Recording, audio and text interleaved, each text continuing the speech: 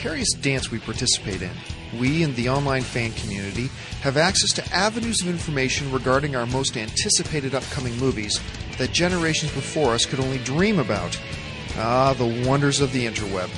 With sites like the Movie Blog and others, it's now easy to get your fix. But this access is a double-edged sword. While we want to find out all the information and news that we can about those not yet released films, we don't want to find out too much. We don't want to stumble across, dun-dun-dun, spoilers. Yes, we walk a fine line. We want to find out that Patrick Swayze is replacing Heath Ledger as the Joker in the next Batman movie. We want to know what he'll look like. We even want to know what he'll sound like. But we don't want to know that in the movie he reveals he's actually Batman's father, who we all thought died when Bruce was a young boy. That would be a spoiler. The problem is, much like film as a whole, the definition of a spoiler is quite subjective. What one person doesn't consider a spoiler, another person might, and so confusion abounds. Therefore, we at the Movie Blog would like to humbly suggest a basic definition for what a spoiler is. What is a spoiler, what isn't, and when does a spoiler stop being one? Let's start with what I would like to propose as a working definition for a spoiler.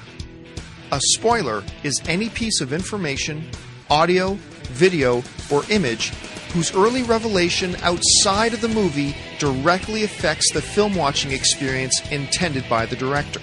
Notice I'm not saying any piece of information about a movie at all, but rather one that specifically affects your movie watching experience as intended by the director. Let's look for a moment at the usual suspects. Your experience of watching that film would not be affected in the least if you knew in advance that Gabriel Byrne's character in the film has a girlfriend who's a lawyer. It's an inconsequential fact that isn't a point of mystery or ultimately influences how you see and understand the movie during your viewing.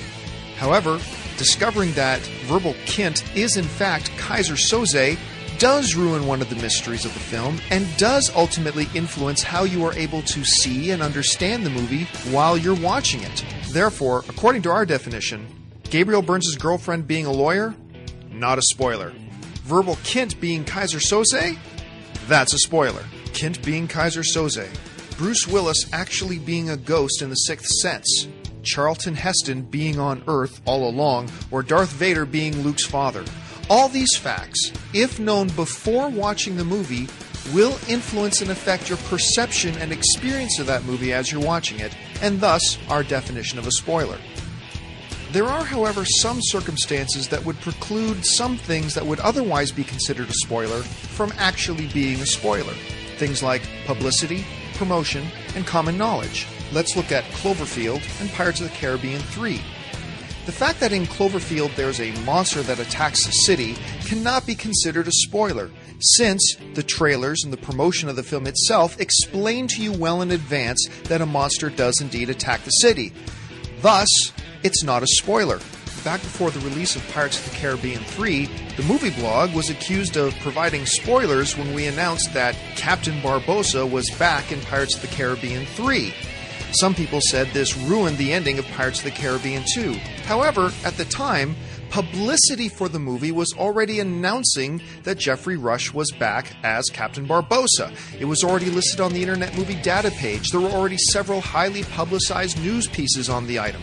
Therefore, Barbossa still being alive in Pirates of the Caribbean 3 was not a spoiler. And finally, items that are legitimately considered spoilers at some point have to be considered as fair game for open public discussion. My rule of thumb is this. If a film has already finished its complete theatrical run and has been released and available on DVD for several months, then as a viewer, you've had ample opportunity to see and watch the film spoiler-free.